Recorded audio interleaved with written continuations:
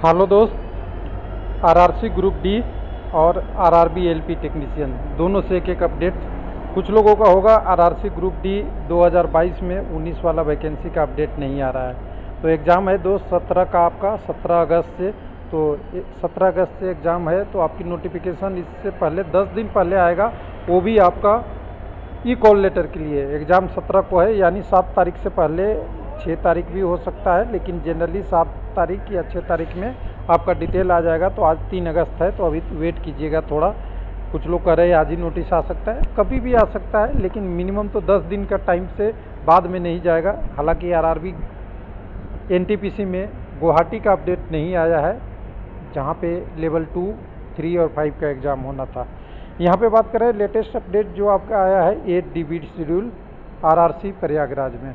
और कह दे कटअप अच्छा खासा कम हो गया, और कटअप कम ही होगा जब 717 कैंडिडेट को लोगों को लेगा। तो और लोगों को समझ सकते हैं कि ग्रुप डी की अभी वैकेंसी बहुत डिले चल रहा है, एग्ज़ाम नहीं हुआ है, अभी पीटी एग्ज़ाम बाकी है। तो रेलवे में जो ज़रूरत है वो ग्रुप डी से पूरा कर रहा है, जो 2018 की वैकेंसी थी। आरआरबी एलपी टेक्नीशियन में भी एडिशनल पैनल की अप्रूवल मिल गया है। उसके बाद कैटेगरी नंबर 54, 134 और 136 का पैनल आया है आरआरबी मुंबई में। तो चलिए दोनों जल्दी जल्दी देख लेते हैं बिना देरी किए हुए।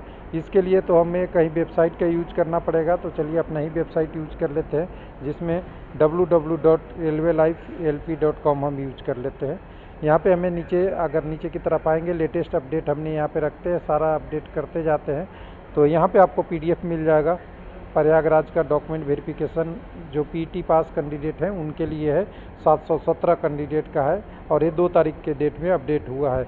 उसी तरह इसके नीचे अगर आरआरबी मुंबई वाला देखना चाहते हैं, तो यहाँ कैटेगरी नंबर इसके ITI टेक्नीशियन के लिए 54 और PCM technician plus ITI technician के लिए 134 और 136 है, जिसका कटअप भी दिया हुआ है। तो यहाँ से आप डाउनलोड कर लीजिएगा, मेरे पास डाउनलोड है। तो सबसे पहले तो एक शुरू करते हैं आपको पैनल का LP टेक्नीशियन में। तो ये मुंबई का है, जो डेट देख लीजिएगा 2/8/22 का डेट में पब्लिश हुआ है। कैटेगरी नंबर 54 में ITI टेक्नीशियन के 16 कैंडिडेट का क्लियर हुआ है, और इलेक्ट्रिकल से हुआ है। आप कैटेगरी नंबर का देख लीजिएगा। उसके बाद PCM टेक्नीशियन जो सिग्नल टेक है, इसमें ITI भी आ सकते थे, इनका भी एक पैनल 4 क्लियर हुआ है, और इसमें 38 कैंडिडेट है। उसके बाद आपका अगला जो 136 नंबर कैटेगरी है, इसमें 11 कैंडिडेट का है सेंट्रल रेलवे से ही। तो ये टोटल मिला के 11, 38 और ऊपर से 16, तो 27 और 38 जोड़ ले तो अच्छा खासा 50 प्लस टेक्नीशियन का आपका पैनल, 62 कह सकते हैं, 52 कह सकते हैं, कितने हो गए यहाँ पे आप 27 लोग जोड़ सकते हैं। 16, 27, 8, 7, 15 और 3, 5, अच्छा खासा 65 लोगों का पैनल है। चलिए उसके बाद दूसरा जो आपका पैनल है उसके बारे में भी तो बात करना है। तो इसको करिए क्लोज, यहाँ से ले लेते हैं उस पैनल का। तो यहाँ से ले लेते हैं आपका नोटिस वाला। और ये कह सकते हैं ग्रुप डी में एक तो वैकेंसी प्रक्रिया चल रही है, और दूसरा एक नोटिस आता है। कई सारा आरआरबी में आया है, और ये लोगों के लिए अच्छा है जो लोग पिछले वैकेंसी में रह गए हैं उनके लिए। तो 717 कैंडिडेट का ये है पैनल, जिसमें पैनल नहीं कह सकते, डॉक्यूमेंट वेरिफिकेशन का लिस्ट है डेट के साथ, जिनका 16/8 से लेकर 25/8 तक डॉक्यूमेंट वेरिफिकेशन होगा। और किसी कारण से इस डेट में नहीं जा सकते हैं, तो लास्ट चांस 26, 28 भी साथ में पब्लिश कर दिया है कि पहले डेट में नहीं आ पाएंगे तो सेकंड डेट में आ जाइएगा। तो इसके लिए इन्होंने दिया है, सारा डिटेल आपको लेके जाना है। डिटेल के साथ आपकी जो जो ज़रूरत पड़ती है, इसमें 3 चीज़ ज़रूरी होती है। एक तो आपका डॉक्यूमेंट वेरिफिकेशन में आपकी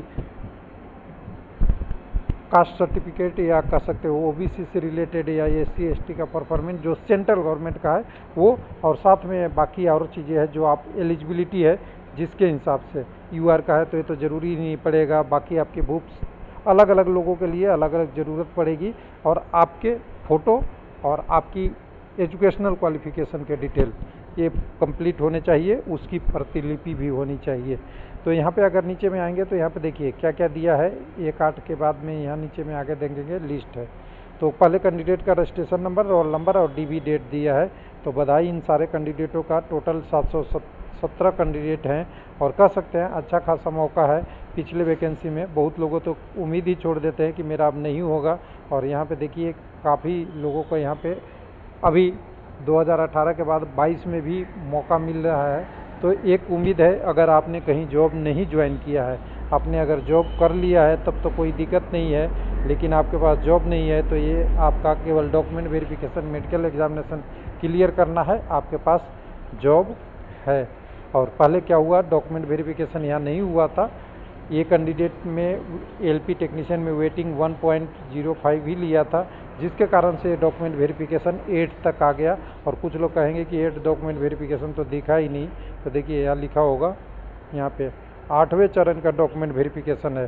फर्स्ट चरण में ये 100 वैकेंसी पे 105 लोगों को बुलाया था। उसके बाद जितनी पोस्ट कम होती गई, दूसरे में बुलाया, तीसरे में बुलाया, चौथे में बुलाया, 5वें में, 6ठे में, 7वें में, और ये 8वां चल रहा है। जितने कम लोग हो रहे हैं, जितनी ज़रूरत है अप्रूवल पोस्ट के हिसाब से, उतना बुलाया जा रहा है। उसके बाद एक था मुंबई वाला में, हमने एक चीज़ डिस्कस करना भूल गया था, यहाँ पे कटअप भी दिया हुआ था। इस कटअप को अगर देखेंगे मुंबई वाले में, तो नीचे में कटअप आपको मिलेगा 65 कैंडिडेट के बाद। यहाँ पे कैटेगरी नंबर 54 के लिए जो बुलाया है उसमें कटअप यूआर का 59.40, एससी का 47.67, एसटी के लिए 49.22 और ओबीसी के लिए 59.25 है। और 134 नंबर में 81, 74, 71 और 81 रिस्पेक्टिव कैटेगरी का है। और 136 नंबर में 81, 74 और 81 है। इसमें एसटी का कोई कैंडिडेट नहीं है। कुछ लोग बोलेंगे ईडब्ल्यूएस का क्यों नहीं है, तो 2018 में ईडब्ल्यूएस लागू नहीं था, इसलिए ईडब्ल्यूएस का यहाँ नहीं है। थैंक यू, धन्यवाद।